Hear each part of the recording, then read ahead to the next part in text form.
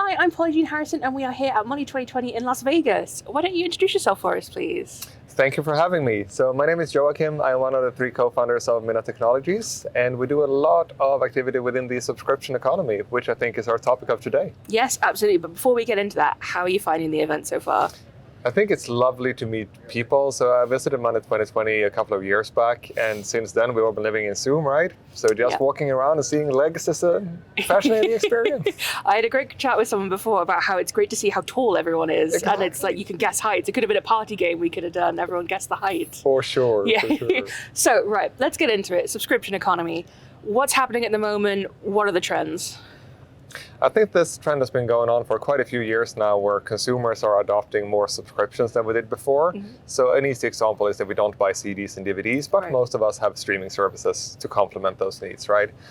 But if you're looking at the wider industry, you can see a lot of products that used to be transactional are now moving into being based on a recurring business model. Mm-hmm. So companies such as BMW, Audi, and Volvo are now selling cars in a subscription model. Apple are selling their iPhones in a subscription model. So it's getting very widely adopted across industries. And what's interesting is to look at what are the consequences for the different players here. So what are the implications for the issuers? What are the implications for the merchants? Mm-hmm. And of course, how do I get impacted as a consumer? I mean, I'd love to go into a little bit more of that, particularly on like the consumer side of things, because it's the consumers that are obviously having these subscriptions. Yeah, the consumer is, as in most cases, driving the disruption, right? So it's very convenient for us. An easy example, 10 years ago, if I wanted to use Microsoft Office, I would need to pay a couple of $100 to buy a Microsoft Office license. Today, I can't even do that. I get forced to subscribe to Office 365 and the other products. So the barrier of entry is so convenient for me as a customer. I can just pay a few dollars and try a service out. And in most cases, if I'm not happy, I can get out of it at a very low financial risk. And on the corporate side here, if you look at how the market value the companies, any company that have a forecastable recurring revenue get a higher valuation by the market. So it's kind of a perfect storm here where both the companies are adopting the model and the consumers appreciate it. But there are downsides. I think most of us had a rough cancellation experience. And some of these companies make it hard by design.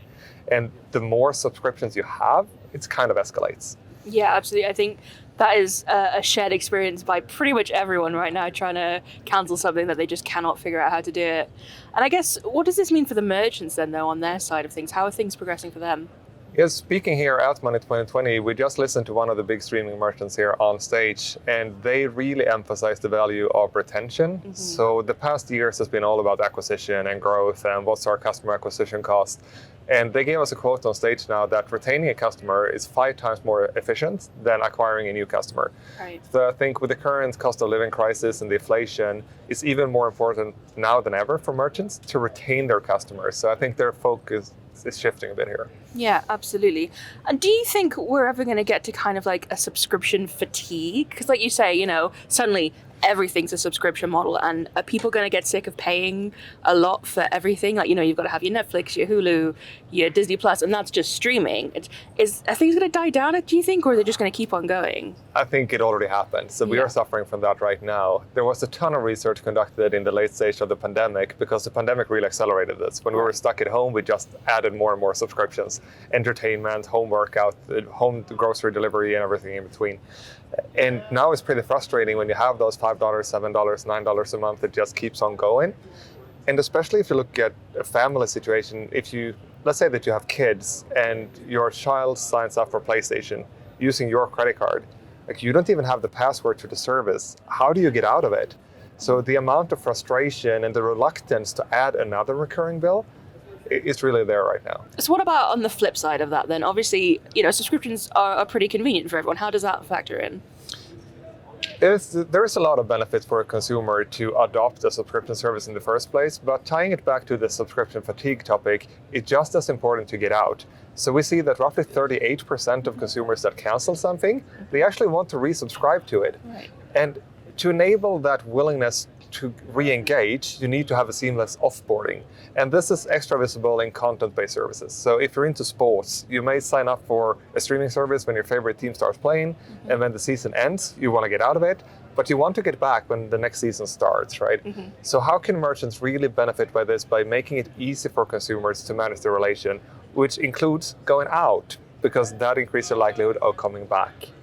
Yeah, that's a really interesting idea because I think often you think, oh, I've cancelled it, that's it. But actually, it's the option to have it cancelled, right? It's keeping those options open for the consumer to get the best experience. 100%. And going back a few years now, when I was at uni, I wrote my bachelor thesis on profitability within the gym sector.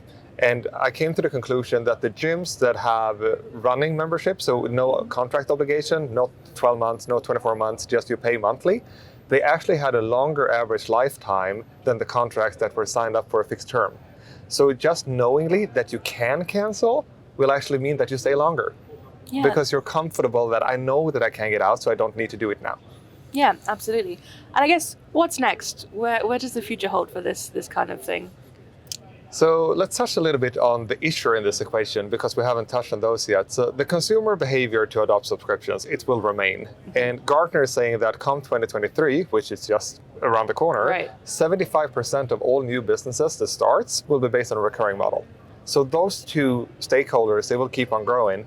But what the issuers do not grasp at the first moment is the cost of operations and the complexity this will generate for the issuer.